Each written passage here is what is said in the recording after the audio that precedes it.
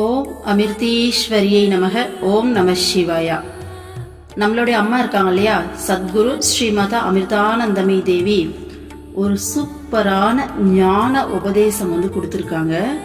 அதை படித்தோம் அப்படின்னா நம்ம மைண்டுக்கு அப்படி ஒரு தெளிவு கிடைக்கும். நம்ம லைஃப்பில் எதை பார்த்துமே பயப்பட மாட்டோம். ஓகேங்களா? ஸோ அவ்வளோ ஒரு அழகான ஞான உபதேசம் கொடுத்துருக்காங்க.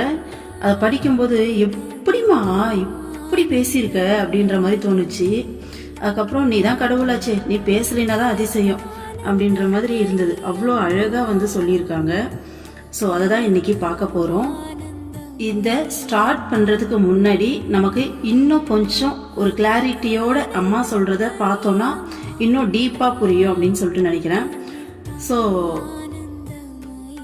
கொஞ்சம் எக்ஸாம்பிள்ஸ் பார்த்துட்டு அதுக்கப்புறம் அம்மா என்ன சொல்கிறாங்கன்னு சொல்லிட்டு வரலாம். நம்ம லைஃப்பில் எல்லாருமே டெய்லி நிறைய ப்ராப்ளம்ஸ் ஃபேஸ் பண்ணிகிட்ருக்கோம். உடல் ரீதியாக இருக்கலாம், இல்லை மன ரீதியாக இருக்கலாம், இல்லை சுற்றி இருக்க சூழ்நிலைகளாக இருக்கலாம். இந்த மாதிரி டெய்லி நிறைய பிரச்சனைகளை ஃபேஸ் பண்ணி தான் நம்ம வாழ்ந்துட்டுருக்கோம் இல்லையா? இந்த எல்லா விதமான பிரச்சனைகளுக்கும் காரணம் நம்மளுடைய மனசு தான். நீங்க நினைக்கலாம், என் கண்ணு முன்னாடி இந்த பிரச்சனை இருக்கு, எப்படி நீங்க மனசுதான் பிரச்சனைக்கு காரணம்னு சொல்றீங்க அப்படின்ட்டு. இவங்களுக்கு ஸ்பிரிச்சுவல்னால இப்படிதான் பேசுவாங்க அப்படின்னு கூட ஒரு சிலருக்கு தாட் ஏற்படலாம். பட் ஆனால் ரியாலிட்டி அப்படின்ற ஒரு விஷயம் இருக்கு இல்லையா? இப்போ நெருப்புனா சுடும் அப்படிங்கிறது ரியாலிட்டி. இதை ஒரு குழந்தை புரிஞ்சுக்கிச்சுன்னா நெருப்பு கிட்ட சூடு வாங்காம இருக்கலாம்.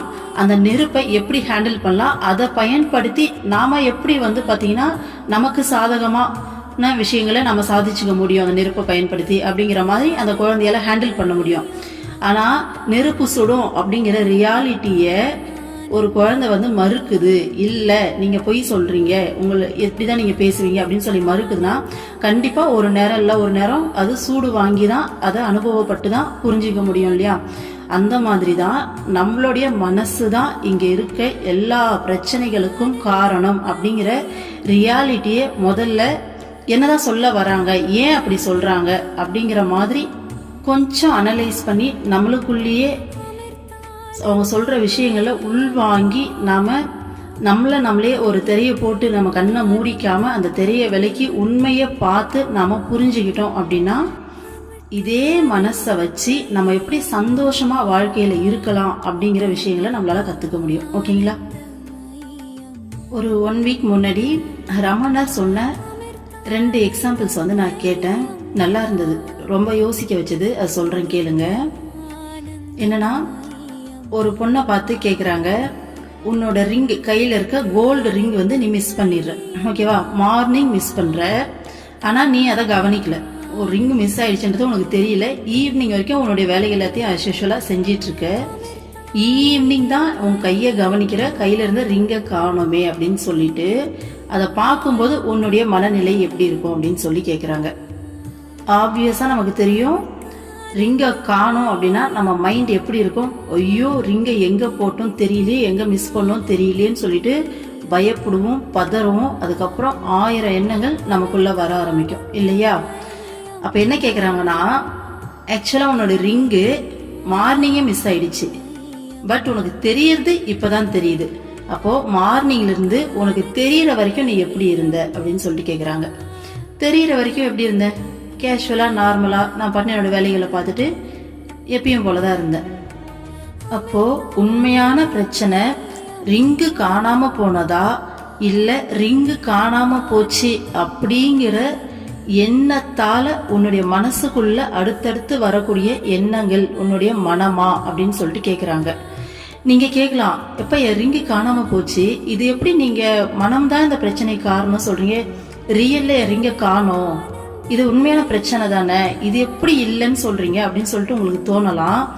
உண்மையா ஒரு செகண்ட் மனசார யோசிச்சு பாருங்க. ரிங் அப்படிங்கிறது ஒரு மெட்டீரியல், ஒரு பொருள். அது உங்க கையில இருந்தது, இப்போ இல்லை. ஸோ காலையில இருந்தது, காலையிலிருந்து ஈவினிங் வரைக்கும் உங்க கையில இல்லாம இருந்தது. அது இல்லாம இருக்கும்போது உங்க மனசுல எந்த ஒரு பதற்றமோ பயமோ எதுவுமே இல்லை. ஆஸ் யூஷுவலா உங்க ஒர்க்கை பார்த்துட்டு இருக்கீங்க. எப்போ அது இல்லை அப்படிங்கிற ஒரு விஷயத்த நீங்க கவனிக்கிறீங்களோ அப்பதான் உங்க மனசுக்குள்ள எல்லா விதமான எண்ணங்களும் வர ஆரம்பிக்குது. இதே விஷயத்த ஒரு 1 month கழிச்சு யோசிச்சு பாருங்க. இதே இன்சிடென்ட் தான் ரிங் இருந்தது, இப்ப இல்ல, காணாம போச்சு. ஓகேங்களா? 1 மாசம் கழிச்சு இப்ப இருக்க இதே பதற்றம் உங்க மனசுல இருக்குமான்னு கேட்டா கண்டிப்பா இருக்காது. ஒரு சிலருக்கு முழுமையா போயிருக்கலாம், ஒரு சிலருக்கு லேசான வருத்தம் இருக்கலாம். எவ்வளவு தேடியும் கிடைக்கல, இவ்வளவு காசு என்ன பண்றது அப்படின்னு சொல்லிட்டு. ஆனா அந்த வீரியம் கண்டிப்பா குறைஞ்சிருக்கும் இல்லையா? ஸோ இங்கே எல்லா கேமையும் பிளே பண்றது வந்து பாத்தீங்கன்னா மனசு தான். ஓகேங்களா? மனம் தான் கண்டினியூவஸா நம்மளை வந்து பாத்தீங்கன்னா நிம்மதியா இருக்க விடாம, ஒண்ணு கடந்த காலத்துல இதெல்லாம் நடந்ததே அப்படின்னு சொல்லி யோசிக்க வைக்குது, அப்படி இல்லாட்டி ஃபியூச்சர்ல என்ன ஆகுமோ ஏதாகுமோன்னு சொல்லிட்டு நம்மள பயப்பட வைக்குது. நம்ம பிரசன்ட் மொமெண்ட்ல இருந்தோம் அப்படின்னா இந்த பயமோ பதற்றமோ நமக்குள்ள வரவே வராது. ஒன்று பிரசன்ட் மொமெண்ட்ல வாழணும், அப்படி இல்லாட்டி இறைவன் கிட்ட முழுமையான சரணாகதி மனப்பான்மையில வாழும்போது நமக்கு இந்த பயம் பதற்றம் வராது. ரமல் சொன்ன இதே ரிங் விஷயம் ஒரு பக்தி மார்க்கத்துல இப்போ எங்களை எடுத்துக்கோமே, அம்மா கிட்ட இருக்கோம் அப்படின்னா இதே விஷயம் நடக்கும்போது இறைவன் கிட்ட முழுமையான சரணாகதியில இருக்கிறதால எது நடந்தாலும் ஏதோ ஒரு மிகப்பெரிய காரணத்துக்காக தான் நடக்குது, நம்மளுடைய நல்லதுக்காக தான் இறைவன் இதை செய்யறாங்க அப்படிங்கிற அந்த ஒரு உணர்தல் இருக்கும். ஓகேங்களா? ஸோ ரிங்கு காணாம போகுது அப்படின்னா கூட ஃபர்ஸ்ட் அம்மா கிட்ட பிரார்த்தனை பண்ணுவோம், அம்மா காணோம், எங்கம்மா இருக்கு, தேடி கொடுங்க அப்படின்னு சொல்லிட்டு. ஸோ அடுத்து அதை தேடுறதுக்கான முயற்சியிலையும் ஈடுபடுவோம். ஆனா கிடைக்கலன்னா வந்து பாத்தீங்கன்னா இந்த அளவுக்கெல்லாம் வருத்தெல்லாம் பட மாட்டோம். முடிஞ்ச அளவுக்கு முயற்சி பண்ணிட்டு திரும்பவும் கவனத்தை இறைவன் மேல கொண்டு வந்துருவோம். ஓகேங்களா? அதையே நினைச்சு டைம் வேஸ்ட் பண்ணிட்டு ரொம்ப வருத்தப்பட்டுக்கிட்டு அப்படியெல்லாம் இருக்க மாட்டோம். நம்ம எல்லாருமே அப்படிதானே வாழ்ந்துட்டு இருக்கோம். அப்போ ஒரு சிலருக்கு தோணலாம், இது பொறுப்பில்லாத தனம் இல்லையா அப்படின்னு சொல்லிட்டு. பொறுப்பில்லாத தனம் கிடையாது. முடிஞ்ச அளவுக்கு பிரார்த்தனை பண்ணி தேடவும் செய்யறோம். தேடின பிறகுதான் கிடைக்கல அப்படின்றப்ப ஓகேன்னு சொல்லி நம்ம அடுத்த இறைவன் மேல கவனத்தை செலுத்துறோம். ஓகேங்களா? அம்மா சொல்றாங்க, என் பிள்ளைங்க 1 கோடி ரூபாய் பணத்தை தொலைச்சாட அம்மா அவ்வளவு வருத்தப்பட மாட்டேன், ஆனா ஒரு செகண்ட் நேரத்தை கூட இறைவனை நினைக்காம நீங்க வேஸ்ட் பண்றீங்கன்னா அம்மாவுக்கு ரொம்ப வருத்தமா இருக்கும் அப்படின்னு சொல்லிட்டு. அதுதான் உண்மை. இங்க உண்மையான ரொம்ப உயரிய விஷயம் அப்படிங்கிறது ஞான மார்க்கத்துல சொன்னா பிரசன்ட் மொமெண்ட்ல இருக்கிறது, பக்தி மார்க்கத்துல சொன்னா இறைவனோட நினைவோட இருக்கிறது. ஓகேங்களா? ஸோ நம்ம ப்ரெசன்ட் மொமெண்ட்ல இருக்கிறது அப்படிங்கிறது அவ்வளோ ஈஸியான விஷயம் கிடையாது, ரொம்ப ப்ராக்டிஸ் தேவை. அதனால தான் அம்மா என்ன சொல்லுவாங்கன்னா, ஈஸியா மைண்டை எதுலையுமே நிறுத்தாம நம்மளால இருக்கிறத விட ஒன்னஸ் கொண்டு வந்துருவாங்க. அந்த இறைவன் அப்படிங்கிற இறை ஸ்வரூபத்துல சதா சர்வகாலமும் நிறுத்துறது ரொம்ப ஈஸி அப்படின்னுட்டு. ரொம்ப ஈஸி அப்படின்னு கிடையாது, அதுக்குமே கண்டிப்பா ப்ராக்டிஸ் தேவைதான். இருந்தாலும் நமக்கு மனுஷங்க எல்லாருக்குமே அந்த அன்பு, இறைவன் மேல இருக்க அந்த அன்பை வளர்க்கறது ஞான மார்க்கத்தை காட்டிலும் டாஸ்க் வந்து கம்மி தான். ஸோ இந்த மாதிரி நம்ம உண்மையாலுமே பிரச்சனை அப்படின்னு நினைச்சு ஒரு மாயைக்குள்ள வாழ்ந்துட்டு இருக்கோம். இந்த மாயையை முழுமையா மனசு வந்து உருவாக்குது. ஸோ இந்த மாயைக்குள்ள சிக்கிக்கிட்டு நம்ம வந்து ஏதோ பெருசா பிரச்சனையில நம்ம இருக்கோம்னு சொல்லி நினைச்சு நம்ம வாழ்ந்துட்டு இருக்கோம் அப்படின்னு சொல்றாங்க. ரமணரே பாத்தீங்கன்னா இன்னொரு எக்ஸாம்பிள் சொல்லியிருக்காரு. அவர் ஆனா ரொம்பவும் ஒரு ஹை ஸ்டேட்ல இருந்து தான் சொல்லியிருக்காரு. இருந்தாலும் நம்ம யோசிச்சுன்னா கண்டிப்பா நம்மளால கேட்ச் பண்ணிக்க முடியும்.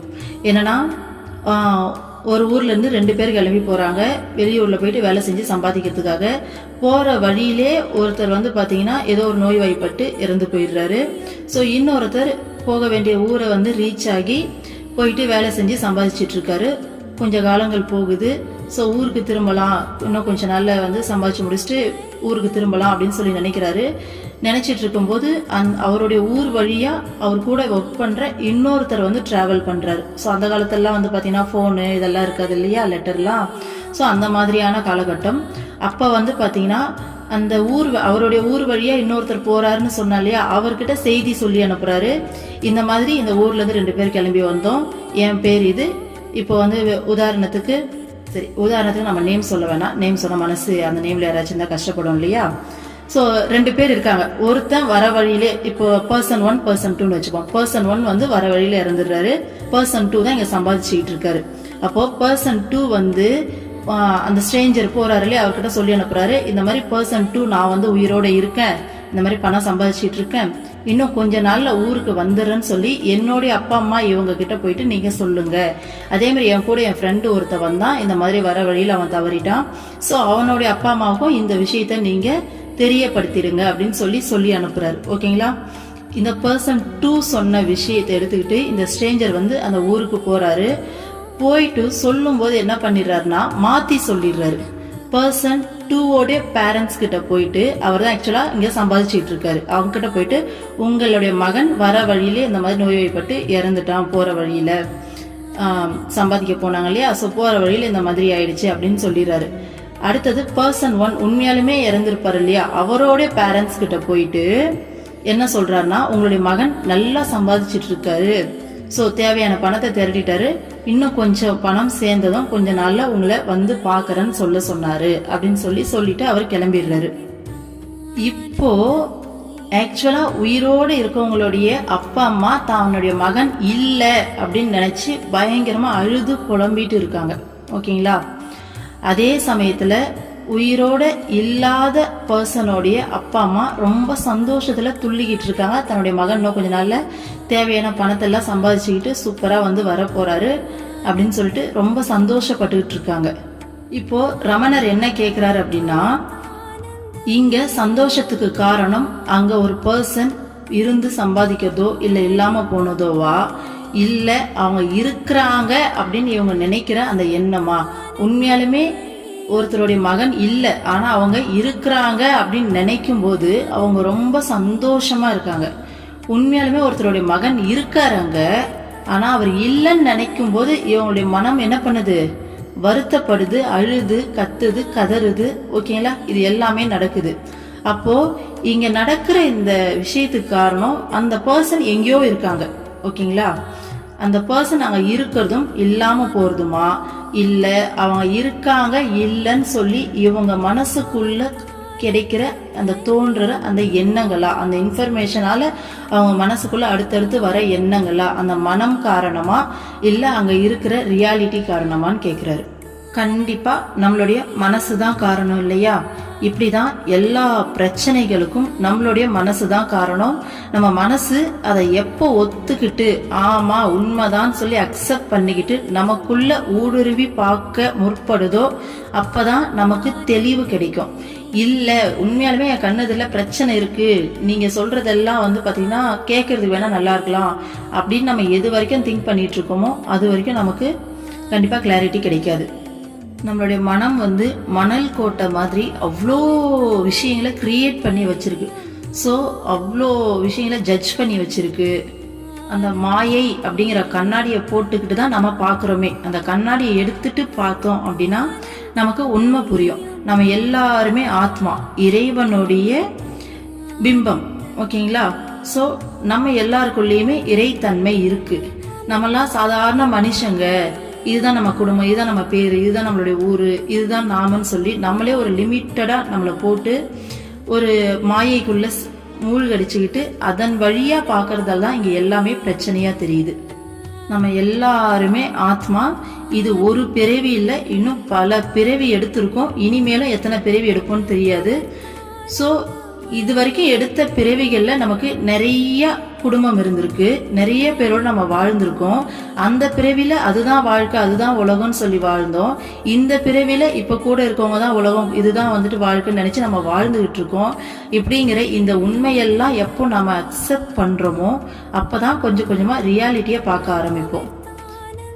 இப்போ போன ஜென்மத்துல வந்து பாத்தீங்கன்னா உங்களுடைய ஒரு மிகப்பெரிய எதிரி இருக்காங்கன்னு வச்சுக்கோங்க. அவங்க கூட வாழ்க்கையில போன பிறவியில ரொம்ப போராட்டம் பண்ணீங்க, ரொம்ப கஷ்டப்பட, அவங்கள பார்த்தாலே பிடிக்காது, உங்க லைஃபையே வந்து ரொம்ப இரிட்டேட் பண்ண ஒரு பர்சன் வச்சுப்போம். அவங்கள பார்க்கும்போது அப்படி ஒரு நெகட்டிவ் தாட்ஸ் வந்து போன பிறவியில வந்துட்டு இருந்தது. இப்போ இந்த பிறவியில அதே பர்சன் சப்போஸ் உங்களுக்கு குழந்தையா பிறந்திருக்காங்கன்னு வச்சுக்கோங்க. அவங்கள பார்க்கும்போது உங்களுக்கு என்ன உணர்வு வரும் யோசிச்சு பாருங்க. அப்படியே அன்பை வந்து அவங்க மேல பொழிவோமா? தப்பே பண்ணாலும் நம்ம என்ன நினைப்போம்? என்னோட குழந்தை, அந்த தப்ப வெறுப்போமே தவிர நம்ம அந்த பர்சனை வெறுக்க மாட்டோம்.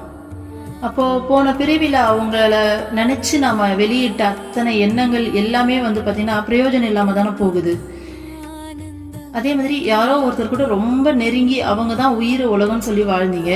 இந்த பிரிவில் அவங்க எங்க இருக்காங்கன்னே தெரியல. நீங்க எங்கேயோ ஒரு இடத்துல பிறந்து வளர்ந்து இப்போ ஒரு ஃபேமிலி இருக்கு, இவங்க கூட சேர்ந்து வாழ்ந்துட்டு இருக்கீங்க. அப்போ இது எல்லாமே மாயை அப்படிங்கிறது புரியுதா? இந்த மாயையில உருவான எல்லாமே வந்து பாத்தீங்கன்னா மாறிக்கிட்டே இருக்கும். இங்க மாறாத ஒரே ஒரு விஷயம் இறைவன் மட்டும்தான்.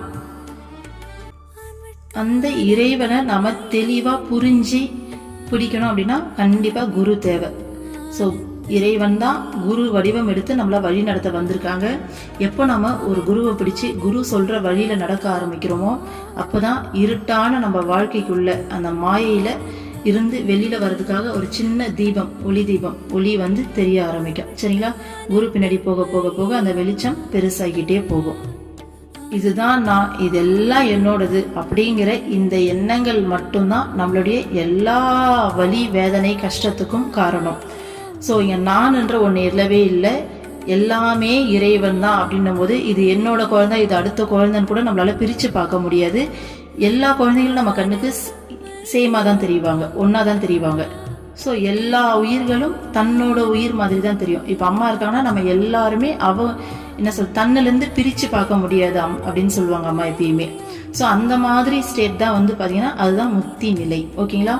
ஸோ நிரந்தரமான அமைதியும் அந்த பேரானந்தம் நிறைஞ்ச பிரம்ம நிலை இது. ஓகேங்களா? ஸோ இப்போ அம்மா என்ன சொல்றாங்க அப்படின்றத பார்ப்போம். அம்மா படிக்கிறேன், அப்படியே கேளுங்க. குழந்தைகளே, துன்பத்தையும் நிராசையையும் சுமந்தபடியே நம்மில் பெரும்பாலோர் இவ்வுலகில் வாழ்கின்றனர்.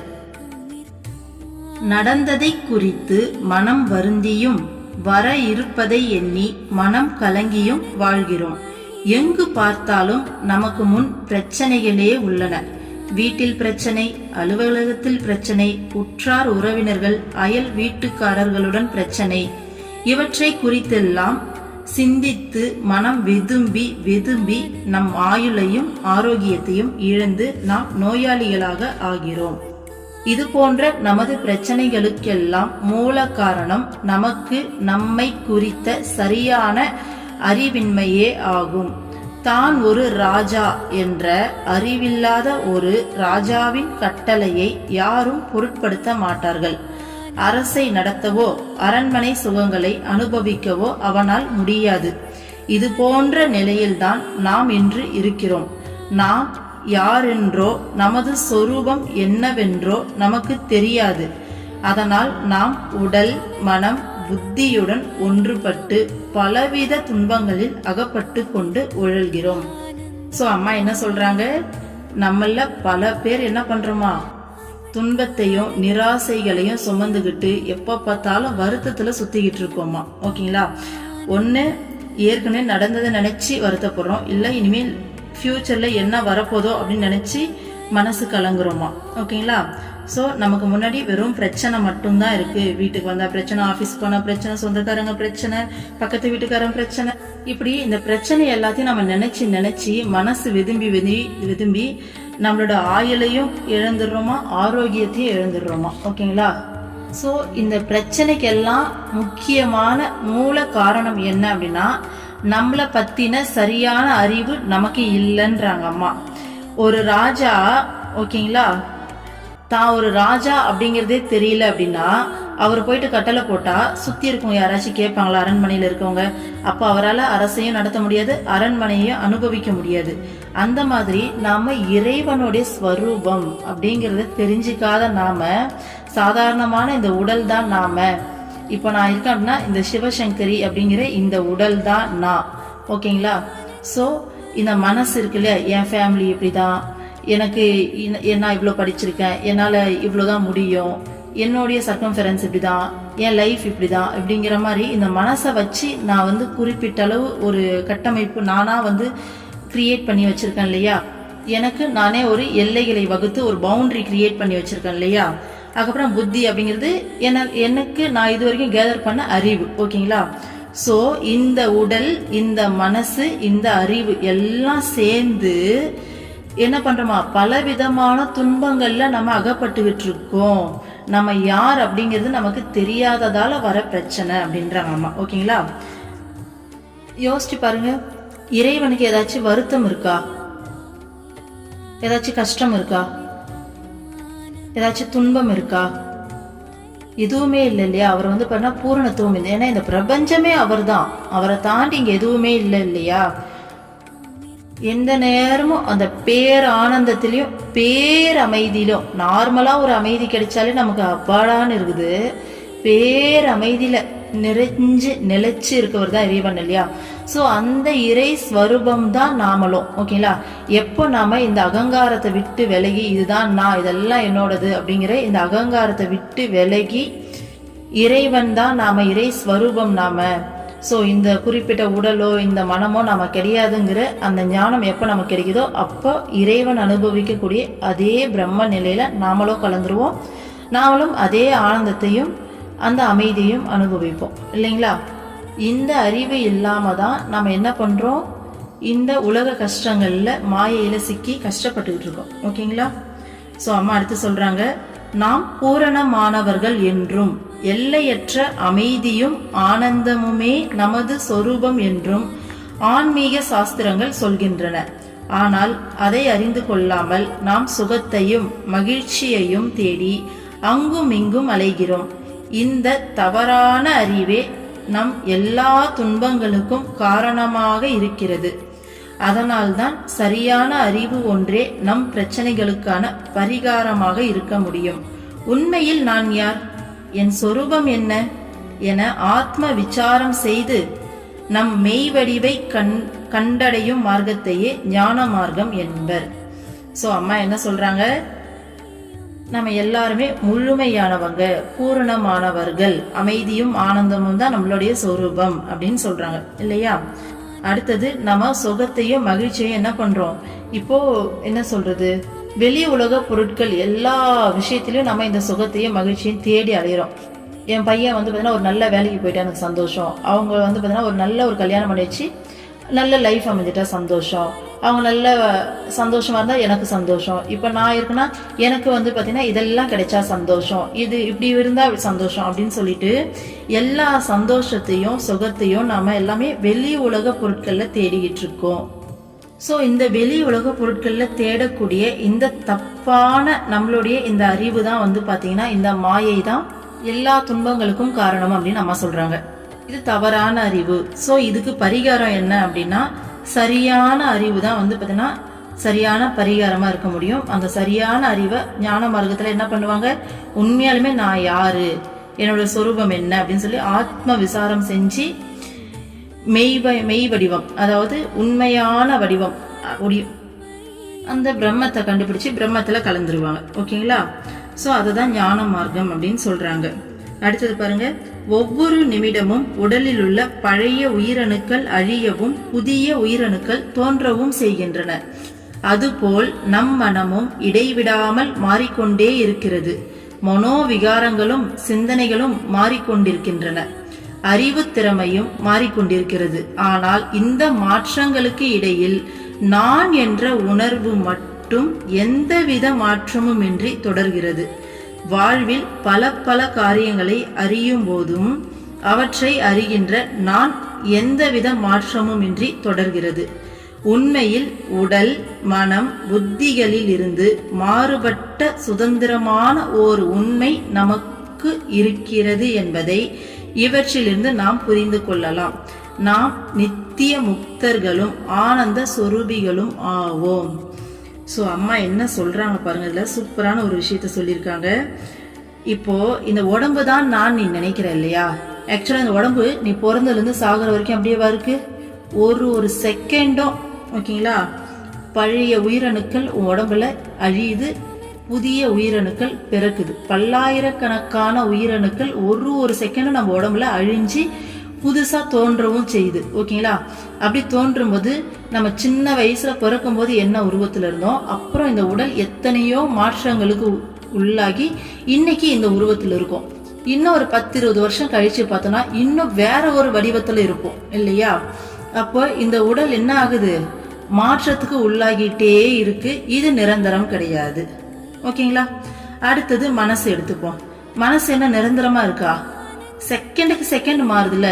இன்னைக்கு இப்போ இந்த செகண்ட் என் ஹஸ்பண்டை பத்தி யோசிக்குது, அடுத்த செகண்ட் என் ஃப்ரெண்ட் அன்னைக்கு அப்படி பேசினாலேன்னு சொல்லிட்டு அவளை பத்தி யோசிக்குது, அதுக்கு அடுத்த செகண்ட் இன்னொரு விஷயத்த பத்தி யோசிக்குது. இப்போ மனசு வந்து பாத்தீங்கன்னா உடம்போட ரொம்ப வேகமா இந்த செகண்ட் அமெரிக்காவுக்கு போகுது, அடுத்த செகண்ட் ஐரோப்பாவுக்கு போகுது இல்லையா.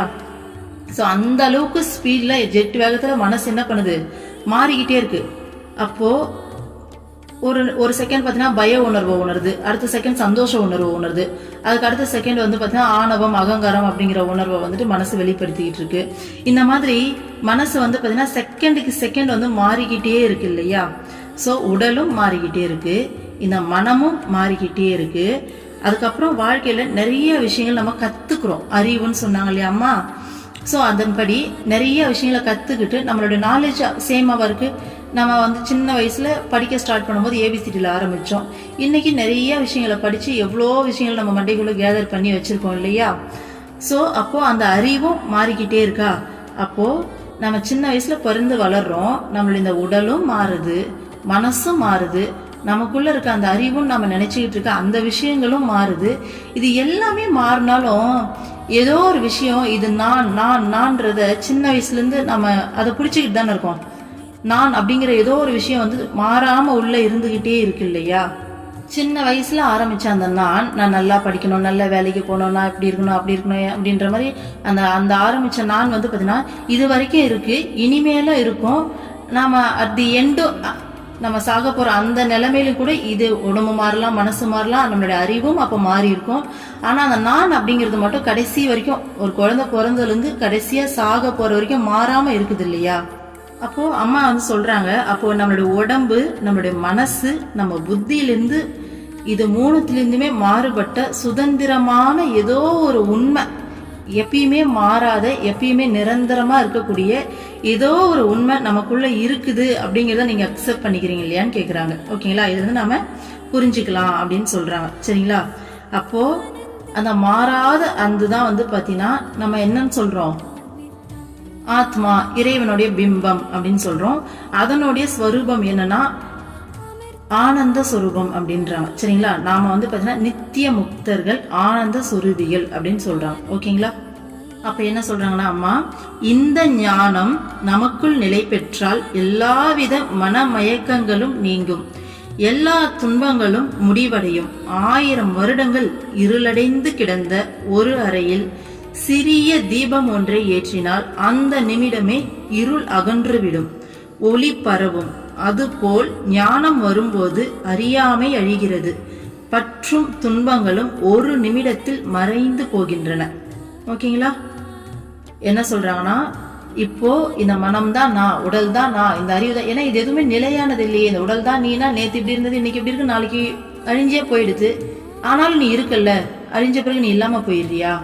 அதே மாதிரி இந்த மனசு வந்து பாத்தீங்கன்னா இந்த உடல்ல இருக்கிற வரைக்கும் நம்ம கிட்ட 1000 எண்ணங்கள்ல செகண்டுக்கு செகண்ட் ஏதோ எண்ணங்களை வெளிவிட்டு இருக்கு. அதுவும் நிரந்தரமா இல்லையே, மாறிக்கிட்டே இருக்கு. இந்த உடல் அழிஞ்சு அந்த மனமும் சேர்ந்து அழிஞ்சு போகுது.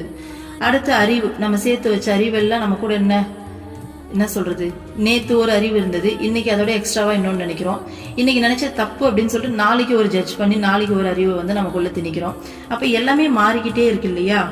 மாறிட்டே இருக்க இந்த விஷயங்கள் நடுவுல இந்த நான் அப்படிங்கிற ஒண்ணு மாறாம நிக்குது இல்லையா. அதுதான் இறை ஸ்வரூபம், நித்திய முக்தர், நாம ஆனந்த ஸ்வரூபிகள் அப்படின்னு அம்மா சொல்றாங்க. ஸோ இந்த ஞானம் நமக்கு எப்போ கிடைக்குதோ அப்போ வந்து பார்த்தீங்கன்னா எல்லா வித மன மயக்கங்களும் நீங்கும் அப்படின்றாங்க. என்ன மன மயக்கம், இந்த உடல் நிரந்தரம் அப்படிங்கிறதால தான் இந்த உடலை வச்சு இருக்க உறவுகளையும் இருக்க எல்லா பொருட்களையும் பிடிச்சிக்கிட்டு நம்ம மனசு நின்று எல்லா விஷயங்களையும் பிடிச்சிக்கிட்டு போராடிக்கிட்டு இருக்கு இல்லையா. பட் இது எல்லாமே நிரந்தரம் கிடையாது. அந்த நான்ன்ற அந்த ஆத்மா மட்டும்தான் இங்க நிரந்தரம், அதுதான் உண்மை அப்படிங்கிற அந்த அறிவு வரும்போது நமக்குள்ள இருக்கக்கூடிய எல்லா மன மயக்கங்களும் நீங்குமா இல்லையா. நம்ம உடம்பு வச்சு நம்ம மனசை வச்சு என்னெல்லாம் நம்ம கிரியேட் பண்ணி வச்சிருந்தோமோ எல்லாமே அந்த ஒரு செகண்ட்ல நீங்கிடுதா. அடுத்தது எல்லா துன்பங்களும் முடிவடையும். இப்போ இந்த உடம்ப வச்சு மனசை வச்சு நம்ம கிரியேட் பண்ணி வச்சுக்க இந்த பவுண்டரிஸை நாம தகர்க்கும் போது அங்க என்ன நமக்கு துன்பம் இருக்க போகுது யோசிச்சு பாருங்க. சோ இதுதான் நான், இதெல்லாம் என்னோடது, இவங்க எல்லாம் என்னுடையவங்க அப்படிங்கிற இந்த உணர்வால தான் நமக்கு எல்லா பிரச்சனையுமே வருது. சோ என்னோடது அப்படின்னு சொல்லி நம்ம பிடிச்சி வைக்கும் போது தானே அதுல வலிக்குது அங்க ஒரு பிரச்சனை வந்தா. சோ அப்ப நான் எனது அப்படிங்கிற அந்த உணர்வுல இருந்து நம்ம வெளியில வரும்போது கண்டிப்பா வலிக்காது இல்லையா, நம்ம வெளில வந்துட்டோம்னா. சோ அதுதான் சொல்றாங்க. என்ன சொல்றேன்னா 1000 வருஷம் இருளடைஞ்சு கிடந்தாலும், ஒரு ரூம் ஃபுல்லா இருட்டறையாவே இருக்கு, 1000 வருஷம் இருக்கு அப்படின்னா கூட ஒரு சின்ன தீபம் ஏற்றி வச்சோன்னா ஒரு செகண்ட்ல என்ன ஆகும், அந்த எல்லா இருளும் மறைஞ்சி அந்த ரூம் ஃபுல்லா ஒளி பரவ ஆரம்பிச்சிடும் இல்லையா, அந்த மாதிரி உண்மையான ஞானம் நமக்குள்ள வரும்போது அறியாமை அப்படிங்கிற அந்த இருள் அழியுது. ஸோ நமக்கு இருக்கக்கூடிய பற்று, பொருட்கள் மேலேயும் மனிதர்கள் மேலே இருக்கக்கூடிய அந்த பற்றும் அதனால வரக்கூடிய துன்பங்களும் ஒரு நிமிஷத்துல மறைஞ்சு போகுது அப்படின்னு அம்மா சொல்றாங்க. சரிங்களா? ஸோ அம்மா ஒரு கதை சொல்றாங்க அடுத்தது இதை எக்ஸ்பிளைன் பண்றதுக்காக. ஒரு முறை ஒளி உலகின் அரச குமாரனை இருளின் தேவதை திருடி சென்று இருட்டு அறையில் அடைத்து வைத்தது. இந்த எக்ஸாம்பிள் நல்லா கவனிச்சுட்டே வாங்க. அம்மா இது எப்படி மம்மி இப்படியெல்லாம் இவ்வளோ அழகா எக்ஸாம்பிள் சொல்ற அப்படின்ற மாதிரி இருந்தது. பாருங்க, ஒளி உலகத்தோடைய அரச குமாரனா, ஓகேங்களா, அவரை இருளோடைய தேவதை திருடிட்டு போயிட்டு இருட்டு அறையில அடைச்சு வச்சிருச்சாமா. ஓகேங்களா? அந்த ஒளி உலக அரசன் தான் நம்மளுடைய ஆன்மா. இருளின் தேவதை தான் பாத்தீங்கன்னா நாம சிக்கி இருக்க மாயை, நம்ம மனசு ஏற்படுத்தி வச்சிருக்க அந்த மாயை. சரிங்களா? சோ இருட்டு அறையில அடைச்சிருச்சு, மாயையில நம்ம அடைஞ்சிட்டோம்.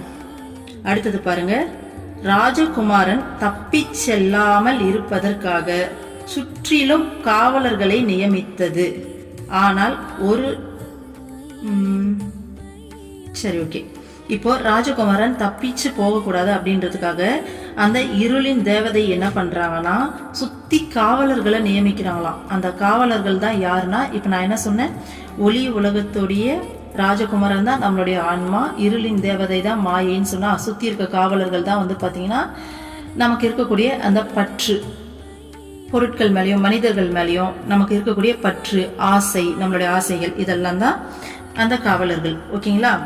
சோ அடுத்தது பாருங்க, ஆனால் ராஜகுமாரன் அடைக்கப்பட்டிருந்த சிறையின் சுவரில் இருந்த ஒரு சிறிய துவாரத்தின் மூலம் சூரிய ஒளி அறைக்குள் வந்தது.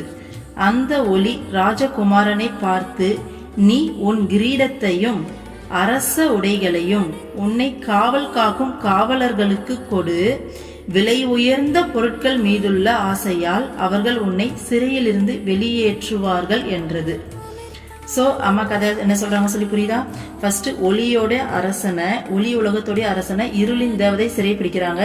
சிறை பிடிச்சி அவர் வெளியே போயிடக்கூடாதுன்னு சொல்லிட்டு காவலர்களை நியமிக்கிறாங்க. நியமிச்சு வச்சு உள்ள சிறையில இருக்காரு. அப்போ அவர் இருக்க சிறையோடைய சுவத்துல ஒரு சின்ன ஹோல் இருக்கு. அந்த ஹோல் வழியா சூரிய ஒளி அறைக்குள்ள வருது. அந்த சூரிய ஒளி ராஜகுமாரனை பார்த்து சொல்லுது, நீ உன்னோட கிரீடத்தையும் அரச உடைகளையும், உன்னுடைய காஸ்ட்லியான திங்ஸ் எல்லாம் நீ வச்சிருக்க இல்லையா, இது எல்லாத்தையும் என்ன பண்ணு, காவல் காக்கிறவங்க கிட்ட கொடு. உன்னுடைய இந்த விலை உயர்ந்த பொருட்கள் மேல இருக்க ஆசையால உன்னை காவல் காக்கிறவங்க அதை வாங்கிட்டு என்ன பண்ணிடுவாங்க, உன்னை ரிலீஸ் பண்ணிடுவாங்க அப்படின்னு சொல்லுது. ஓகேங்களா? அப்போ தனது ஆபரணங்களையும் அரச உடைகளையும் ராஜகுமாரன் காவலர்களுக்கு கொடுக்கவே அவர்கள் அவன் சிறையிலிருந்து வெளியேற உதவினர். சோ அவன் சூரியன் சொன்ன மாதிரி இவர் தன்னுடைய உடைகளையும் அந்த கிரீடத்தையும் கொடுக்கிறாரு. கொடுத்த உடனே அவங்க வெளியே போறதுக்கு அந்த காவலர்கள் எல்லாரும் அக்செப்ட் பண்ணிட்டு வெளியில விட்டுடுறாங்க. ஓகேங்களா? சிறைக்கு வெளியில் வந்த ராஜகுமாரனுக்கு சூரிய தேவன் ஒரு வாளை பரிசளித்தார். சோ இப்போ வெளியில விட்டவுடனே சிறையை விட்டு வெளில வந்துடுறாரு. வெளியில வந்த உடனே சூரியன் சொல்லிதானே அவர் வெளில வந்தாரு. அப்ப சூரிய தேவன் என்ன பண்றாரு, ஒரு வாளை பரிசா அளிக்கிறாரு. ஓகேங்களா? அந்த வாளால் ராஜகுமாரன் இருளின் தேவதையை கொன்றான். இப்ப ராஜகுமாரன் என்ன பண்ணிடுறாரு, இருளின் தேவதையை கொன்னுடுறாரு. திரும்பவும் ஒளியின் உலகை அடைந்த ராஜகுமாரனை அரசனாக முடிசூட்டினர். சோ இருளின் தேவதையை கொன்னுட்டு அவருடைய அரசாட்சிக்கு வந்துடுறாரு. இப்போ அவருடைய ஆட்சியில அவர் ராஜாவா முடிசூட்டப்படுறார். ஓகேங்களா? இதுதான் கதை. இப்ப அம்மா என்ன சொல்றாங்கன்னா, இக்கதையில் வரும் இருளின் தேவதை என்பது அஞ்ஞானமே, அறியாமையே ஆகும். சூரிய தேவன் குரு ஆவார். ஆடைகளும் ஆபரணங்களும் ஆசைகளின் சின்னமாகும். சூரியன் நல்கிய வாள் ஞானமாகும். குருவின் உபதேசம் பெற்று விஷய சுகங்களில் உள்ள மனமயக்கத்தை துறந்து ஞானத்தால் சிஷ்யன் அஞ்ஞானத்தை வென்றான் என்று பொருள் அப்படின்னு சொல்றாங்க. சோ இந்த கதையை அம்மா எப்படி சொல்லியிருக்காங்க, இருளின் தேவதை அப்படிங்கிறது நம்மளுடைய அறியாமை, நம்ம சிக்கிட்டு இருக்க இந்த மாயை, நமக்குள்ள இருக்க அறியாமை தான் இருளின் தேவதை அப்படின்னு சொல்றாங்க. ஓகேங்களா? அந்த ராஜகுமாரன் தான் சிஷ்யன். சூரிய தேவன் தான் பாத்தீங்கன்னா குரு. ஓகேங்களா? அப்போ அந்த ஆடைகள் ஆபரணங்கள் அவர் வச்சிருந்தால அதெல்லாம் பாத்தீங்கன்னா ஆசைகளுடைய சின்னம் அப்படின்றாங்க. சரிங்களா? அடுத்தது சூரியன் அந்த சிஷ்யனுக்கு கொடுத்த வாள் இருக்குல்லையா, அந்த ராஜகுமாரனுக்கு கொடுத்த வாள் தான் பாத்தீங்கன்னா ஞானம் அப்படிங்கிறது. அப்போ சூரியன் அப்படிங்கிற ஒரு குரு அப்படின்னு சொன்னோமா, குரு கொடுத்த ஞானம் அப்படிங்கிற வாளை பயன்படுத்தி சிஷ்யன் அறியாமை அப்படிங்கிற இருளை வென்றான் அப்படிங்கிறது தான் மீனிங். ஸோ இதுல பாத்தீங்கன்னா சூரிய தேவனுடைய பேச்சை கேட்டு அவர் அந்த ஆடை ஆபரணங்கள் அந்த ஆசைகளுடைய சின்னம் அந்த ஆசையை திறந்து அது எல்லாத்தையும் மற்றவங்களுக்கு கொடுக்கும் போதுதான் வெளியில ஞானம் அப்படிங்கிற வாள் அவரால் பெற முடிஞ்சது இல்லையா. அந்த மாதிரி நம்மளுடைய குருவோட பேச்சை கேட்டு இந்த பற்று இந்த ஆசை அப்படிங்கிற விஷயங்கள்ல இருந்து நம்ம வெளியில வந்தோம்னா குரு நமக்கு ஞானம் அப்படிங்கிற வாளை கொடுப்பாரு. அப்ப நாம அந்த இருளின் தேவதையை கொன்னுட்டு உண்மையான அஞ்ஞானத்தை வென்று உண்மையான ஞானத்தை நம்மளால அடைய முடியும் அப்படிங்கிறது தான் இந்த கதையோட மீனிங்னு அம்மா சொல்லியிருக்காங்க. எவ்வளோ அழகா அம்மா கதை சொல்லியிருக்காங்க இல்ல. சோ அடுத்தது பாருங்க, ஆத்மானுபவம் என்பது உண்மையில் தேடி பெற வேண்டிய ஒரு விஷயம் அல்ல, அது என்றும் உள்ளதாகும். நாம் அந்த மெய்ப்பொருளே ஆகும். ஆனால் அஞ்ஞானம் இந்த ஆத்மானுபவத்தை நம்மிடமிருந்து மறைத்திருக்கிறது. மேகத்தால் சூரியனை மறைக்க முடியாது என்றாலும் நம் கண்ணை மறைக்க முடிவது போன்றது இது. அம்மா என்ன சொல்றாங்கன்னா, ஆத்மானுபவம் அதாவது ஞானம் அப்படிங்கிறது பாத்தீங்கன்னா ஆத்மாவுடைய அனுபவம். நாம உண்மையான ஆன்ம வடிவம் இறைவனுடைய ஸ்வரூபம் அப்படிங்கிற அந்த ஞானம் பாத்தீங்கன்னா நம்ம தேடி பெற வேண்டிய ஒரு விஷயம் கிடையாது. அது எப்பயுமே நம்மகிட்டே இருக்கு. நாம தான் அந்த மெய்ப்பொருளே, அந்த இறை வடிவமே நாம தான் அப்படின்றாங்க. ஆனா அஞ்ஞானம் பாத்தீங்கன்னா நம்மளுடைய ஆத்ம அனுபவத்தை நம்ம கிட்ட இருந்து மறைக்குது. மேகத்தால சூரியனை மறைக்க முடியாது, ஆனா நம்மளுடைய கண்ணை மறைக்க முடியும் இல்லையா. சோ மறைச்சா நமக்கு சுத்தி என்ன இருக்கு, இந்த உலகத்துல எதுவுமே நமக்கு தெரியாது இல்லையா. அந்த மாதிரி அஞ்ஞானம் நம்மளுடைய கண்ணை மறைச்சிருக்கு. அதனால நம்மளால அந்த ஆத்மாவுடைய அனுபவத்தை நம்மளுடைய உண்மையான ஸ்வரூபத்துடைய அந்த அனுபவத்தை பெற முடியாம இருக்கும் அப்படின்னு சொல்றாங்க. ஓகேங்களா? சோ அடுத்து அம்மா ஒரு எக்ஸாம்பிள் சொல்றாங்க. ஒரு குழந்தை தான் விரும்பும் பொம்மைக்காக மற்றொரு குழந்தையுடன் சண்டை போட்டது.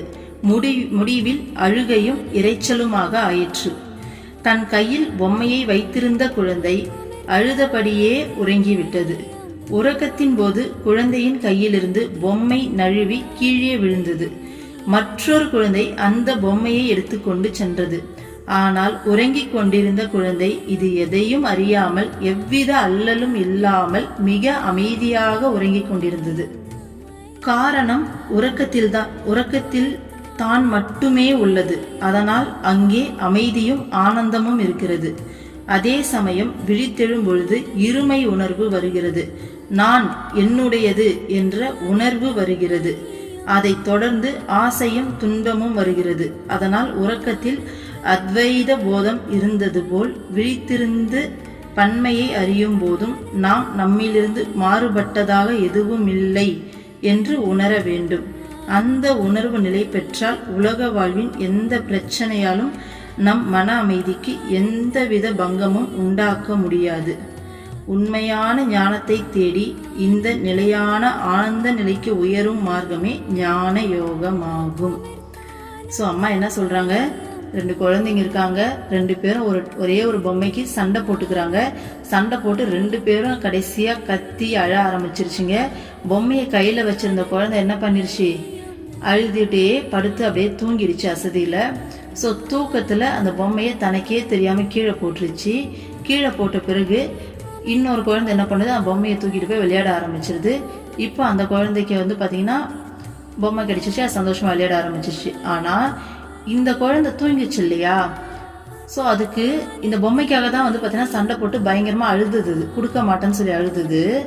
ஆனா இப்ப அது கையில அந்த பொம்மை இல்லை. நம்ம இந்த ரிங் எக்ஸாம்பிள் எல்லாம் சொன்னோம் இல்லையா, ரமணர் சொன்னாரு சொல்லிட்டு. ஸோ அதே விஷயத்த அம்மா வேற விதத்துல அழகா சொல்றாங்க. ரொம்ப சாதாரணமா சிம்பிளா சொல்றாங்க. 2 பேர் ஊருக்கு வெளியூருக்கு சம்பாதிக்க போனாங்க அப்படின்ற மாதிரிலாம் மனசை பத்தி சொன்னோம் இல்லையா, அதே விஷயத்த சிம்பிளா அம்மா சொல்றாங்க பாருங்க. ஸோ இந்த குழந்தை தூங்கிட்டு இருக்கு, அது கையில இருந்து பொம்மை விழுந்துருச்சு. ஆக்சுவலா அந்த பொம்மைக்காக தான் இவ்வளவு நேரமா சண்டை போட்டு கத்தி அழுதுட்டு இருந்தது வேணும்னு சொல்லி. ஆனா இப்ப அது கையில அந்த பொம்மை இல்லை. ஆனா இல்லைன்றது அந்த குழந்தைக்கு தெரியல, நல்லா நிம்மதியா தூங்கிட்டு இருக்கு. அது எந்த விதத்துலயும் டிஸ்டர்ப் ஆகல. ஏன்னா தூக்கத்துல அம்மா சொல்றாங்க பாருங்க, தூக்கத்துல தான் அப்படிங்கிற உணர்வு மட்டும்தான் இருக்கு, அங்க இருமை உணர்வு கிடையாது, ஒருமை உணர்வு மட்டும்தான் இருக்குன்றாங்க. சரிங்களா? இப்ப தான் அப்படிங்கிற உணர்வுக்குள்ள அந்த குழந்தை ஆழ்ந்து இருக்கிறதால தான் கையில பொம்மை இல்லை அப்படிங்கிற விஷயம் அதுக்கு தெரியல. அது வந்து பாத்தீங்கன்னா அந்த தனக்குள்ள மூழ்கி இருக்கு அப்படின்றாங்க. எப்போ அந்த குழந்தை கண்ணு முழிக்குதோ அப்ப வந்து பாத்தீங்கன்னா இந்த மனசு விழிக்க ஆரம்பிக்குது. மனசு விழிக்கும் போது இது நம்மளோடது, இந்த பொம்மை இது ஏன் அவன் வச்சு விளையாடிட்டு இருக்கான் அப்படின்னு சொல்லிட்டு நாம வேற, சுத்தி இருக்க எல்லாமே வேற அப்படிங்கிற இருமை உணர்வு தோன்ற ஆரம்பிக்குது. எப்போ உனக்கு அந்த இருமை உணர்வு தோணும் போதே உனக்கு என்ன ஆயிடுது, அடுத்தடுத்து ஆசை பற்றுன்னு சொல்லி மொத்தம் வந்து ஒட்டிக்குது. ஒட்டும் போது அதுக்கு அடுத்து என்ன, எல்லாத்துக்கு பின்னாடி துன்பம் தான். இப்போ அம்மா என்ன சொல்றாங்கன்னா, ஒரு குழந்தை தான் அப்படிங்கிற உணர்வுக்குள்ள மூழ்கி இருக்கும்போது எந்த பிரச்சனையும் இல்லை. எப்போ கண்ணு முழிக்குதோ அப்போ வந்து தான் வேற, இந்த சுத்தி இருக்க எல்லாமே வேற அப்படிங்கிற அந்த இருமை உணர்வு ஏற்படும் போது திரும்ப அந்த பொம்மை எங்கன்னு சொல்லி கேட்டு அழுவும், சண்டை போடும், எல்லா பிரச்சனையும் வரும் இல்லையா? அந்த மாதிரி எப்போ நாம நமக்குள்ள நம்மள முழுமையா அந்த ஆத்மா அனுபவத்தை பெறுறோமோ அப்போ நம்மள இருந்து எதையுமே வேறுபடுத்தி பார்க்க மாட்டோம். இங்க எல்லாமே நாம தான் அப்படிங்கிற அந்த உணர்வு வரும். எல்லாமே நாம தான் அப்படின்றப்ப நமக்கு யார் மேல கோபம் வரும் சொல்லுங்க? யார் மேல கோபம் வரும்? யார் மேல பாசம் வரும்? யார் மேல வந்து பாத்தீங்கன்னா என்ன சொல்றது, பாசம் அப்படிங்கிறது தூய்மையான அன்பு சொல்ல, பற்று சொல்றேன். ஓகேங்களா? சோ தனிப்பட்ட முறையில யார் மேலேயும் அந்த பற்று வராது இல்லையா? தூய்மையான அந்த அன்பு தான் எல்லாரு மேலேயும் வரும், எல்லாரு மேலேயும் அந்த கருணை வரும். ஏன்னா தான் தானே அது. இப்போ வீட்லயே ஒரு கண்ணாடி ஜார் இருக்கு, அதை எடுத்துட்டு வர சொல்லி சொல்றோம். ஓகேங்களா? குழந்தையோ இல்லை நம்ம வீட்டில் இருக்கவங்களே எடுத்துட்டு வர சொல்றோம். அதை அவங்க போட்டு உடைச்சிட்டாங்கன்னா டக்குன்னு நமக்கு ஒரு கோபம் வரும். இதே விஷயத்த நாம எடுத்துட்டு வரும்போது கை தவறி விழுந்துச்சுன்னா நமக்கு அந்த இடத்துல கோபம் வராது. அச்சோ போட்டுட்டோமே உடைஞ்சிருச்சேன்னு சொல்லி வருத்ததான் படுவோம். நெக்ஸ்ட் என்ன பண்ணலாம்னு சொல்லி யோசிப்போம். அடுத்தது கிளீன் பண்ணுவோம், யார் காலையிலையும் குத்தாம இருக்கிறதுக்கு. இப்படிதான் நம்ம இருப்போமே தவிர அந்த இடத்துல கோபம் வருது. ஆனா இதே மத்தவங்க போட்டு அந்த பொருள் உடைஞ்சு போச்சுன்னு சொன்னா சுருன்னு நமக்கு ஒரு கோபம் வரும் இல்லையா? உடனே கத்துவோம், ஒரு பொருளை பத்திரமா எடுத்துட்டு வர தெரியாது உனக்கு அப்படின்னு சொல்லி கத்த ஆரம்பிப்போம் இல்லையா? சோ எப்போ நம்மள இருந்து இன்னொருத்த நம்ம வேறுபடுத்தி பாக்குறோமோ அப்பதான் வந்து பாத்தீங்கன்னா இந்த பயம், கோபம், ஆசை அப்படிங்கிற எல்லா விதமான உணர்வுகளும் வந்து ஒட்டுது. பற்று, எல்லா உணர்வுகளும் அப்பதான் ஒட்டுதுன்றாங்க அம்மா. அப்போ இந்த ஆத்மானுபவம் அப்படிங்கிறது தூங்கிட்டு இருக்க குழந்தை மாதிரி தன்னிலிருந்து வேற எதையுமே வேறுபடுத்தி பார்க்கல, எல்லாமே தானாவே பாக்குது அப்படின்றாங்க. அப்போ இந்த மனசுக்கு வந்து பாத்தீங்கன்னா இது என்னோடது, இது நானு இப்படிங்கிற எந்த உணர்வுமே இல்லாம இங்க எல்லாமே என்னோட. இப்போ இறைவன் இருக்காருன்னா இந்த ஒட்டுமொத்த பிரபஞ்சமும் அவரோடது இல்லையா? அவர்ல இருந்து வேறுபட்டது அப்படிங்கிறது இங்க ஏதாச்சும் இருக்கா? எல்லாமே என்னோடது, இங்க எல்லாமே நான் தான் அப்படிங்கிற உணர்வுல பாக்குறாரு. அதனாலதான் எவ்வளவு பெரிய தவறு பண்ணவங்களையும் அவங்களால கருணை மனப்பான்மையோட பார்க்க முடியுது, மன்னிக்க முடியுது, அவங்களையும் வழி நடத்த முடியுது, அவங்களுக்கும் ஹெல்ப் பண்ண முடியுது இல்லையா? இதே நாமளா இருந்தா ஜட்ஜ் பண்ணுவோம், உடனே எவ்வளவு பெரிய தப்பு பண்ணாங்கன்னு சொல்லி யோசிப்போம் இல்லையா? சோ அதுதான். ஸோ வெறும் மனுஷங்க மட்டும் இல்லை, பொருட்களாக இருந்தாலும். அம்மா சொல்கிறாங்க, ஒரு மரத்தோடைய கிளையை ஆசிரமத்தில் வெட்டினதுக்கு அம்மாவுக்கு மனசே ரொம்ப வலிச்சிருச்சான், தாங்க முடியலையா. ஸோ ஒரு புறாக்கள்லாம் எச்சில் போகுது, பறவைகள்லாம் எச்சம் போகுது அப்படின்னு அவங்க மேலே, ஏன் உங்களால் அதை சகிச்சுக்க முடியாதா அப்படின்னே கேட்குறாங்க. கொஞ்சம் அட்ஜஸ்ட் பண்ணிக்கலாம், இல்லை நீங்கள் கொஞ்சம் ஒதுங்கி போகலாம், நம்ம என்ன அவ்வளோ சுத்தமானவங்களா, நமக்குள்ளே நிறைய கழிவுகள் இருக்கே. ஆனால் புறாவுடைய கழிவு ஒன்று நம்ம மேலே பட்டுச்சுன்னா நமக்கு அவ்வளோ அருவருப்பாக இருக்குது, அந்த அளவுக்கு சகிப்புத்தன்மை இல்லாமல் இருக்கும். அப்போ அதனால் அந்த மரம் வெட்டப்படுது. அந்த மரத்தை வந்து பார்த்தீங்கன்னா தேவையில்லாமல் வெட்டுறோம், தேவையில்லாமல் மரத்துக்கும் கஷ்டம், அந்த பறவைகள் அங்கே தங்கி அந்த பறவைகளுக்கும் கஷ்டம். எந்த அளவுக்கு அம்மா டீப்பாக யோசிக்கிறாங்க பாருங்க. அந்த மரத்தோடைய உணர்வையும் அம்மா உணர்றாங்க. ஏன்னா அந்த மரத்தை கூட அவங்க தன்னிலிருந்து வேறுபடுத்தி பார்க்கல, அதுவும் தானும் ஒண்ணுன்னு சொல்லி அம்மா பாக்குறாங்க.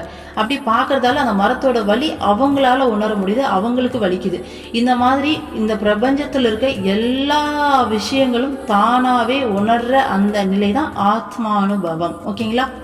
அந்த ஆத்மானுபவத்துல இருமை அப்படிங்கிற விஷயமே கிடையாது. இங்க எல்லாமே ஒன்னா தெரியும் போது நமக்கு எது மேலையும் வேற எந்த உணர்வும் வராது. ஓகேங்களா? சோ அங்க ஒருமை அப்படிங்கிறது மட்டும்தான் இருக்கு. அந்த ஒருமை அப்படிங்கிற உணர்வுல மனசுக்கு வேலையே கிடையாது, அங்க மனசுன்றதே இல்லை. ஓகேங்களா? ஸோ இந்த குறுகிய நான் அப்படிங்கிற இந்த உடல், இந்த மனம் அப்படிங்கிற மனசுல இருந்து அவங்க பாத்தீங்கன்னா அந்த விஸ்வ மனம், இந்த உலகத்துல இருக்க எல்லா மனங்களையும் உணரக்கூடிய அந்த மனமா மாறி இறைவனா மாறுவோம். அப்ப இங்க எந்த விதமான சோகமோ துக்கமோ கஷ்டமோ பிரச்சனையோ நம்மளால நெருங்க முடியாது. நாம எந்நேரமும் அந்த பேரானந்தத்திலையும் அந்த பேரமைதியிலும் திளைச்சு இருப்போம். இதுதான் ஞான மார்க்கம். இந்த உண்மையான ஆனந்த நிலைக்கு உயர்றது தான் ஞான யோகம் அப்படின்னு சொல்றாங்க. ஸோ ஞான யோகம் பக்தி யோகம் அப்படிங்கிறது ஒரே பிளேஸ்க்கு ரீச் ஆகக்கூடிய ரெண்டு வேற வேற பாதைகள். வேற வேற பாதைகள் அப்படின்னு சொல்லப்பட்டாலும் ஞான மார்க்கம் இல்லாத பக்தி முழுமையடையாது, பக்தி மார்க்கம் இல்லாத ஞானம் முழுமையடையாது. ஓகேங்களா? ஸோ என்னதான் ஞான மார்க்கத்தில் இருந்தாலும் உண்மையான அன்பையும் கருணையும் அந்த இறைவன் மேல, அந்த பரபிரம்மத்து மேல அந்த அன்பை வளர்க்காம முழுமையான ஞானம் அடைய முடியாது. அதே மாதிரி இறைவன் மேல எல்லோ அன்பை வளர்த்தாலும் இந்த உண்மையான ஞானத்தோட சேர்த்து அந்த அன்பை வளர்க்கும் போதுதான் அது பூரணத்துவம் பெறும், முழுமையடையும். ஓகேங்களா? ரெண்டுமே ரெண்டு பாதைன்னு சொல்லப்பட்டாலும் ஒன்னோட ஒன்று ரிலேட்டடான பாதைகள் தான். ஓகேங்களா? ஸோ நமக்கு ரெண்டுமே தேவை, ரெண்டுமே அவசியம். ஸோ ஒன்றுத்த உறுதியாக பிடிச்சிக்கிட்டு இன்னொன்றுத்த அண்டர்ஸ்டாண்ட் பண்ணிக்கிட்டு நம்ம ட்ராவல் பண்ணும்போது ரொம்ப ஈஸியாக பார்த்தீங்கன்னா குருவோடைய துணையால். ஏன்னா நம்ம என்ன ட்ராவல் பண்ணாலும் குரு இல்லைன்னா நம்மளால ஒன்றுமே பண்ண முடியாது. ஸோ எப்போ நம்ம குருவை பிடிச்சி நம்மளை சமர்ப்பிக்க ரெடியாக இருக்கோமோ அப்போது எப்போ சிஷ்யன் ரெடியோ அப்போ பார்த்தீங்கன்னா குரு ரெடி அப்படின்னுவாங்க. ஸோ அந்த மாதிரி குருவும் நம்மளை வழிகாட்டுறதுக்கு ரெடியாக இருக்காங்க. ஸோ நாம தான் ரெடி ஆகணும். அம்மா எவ்வளோ அழகாக பார்த்தீங்கன்னா அந்த ஞானத்தை பற்றி சொல்லியிருக்காங்க இல்லையா? ஸோ நெக்ஸ்ட் வீடியோவில் பார்ப்போம். ஓம் அமிர்தீஸ்வரிய நமக. ஓம் நம சிவாயா. சர்வம் கிருஷ்ணார்ப்பணம்.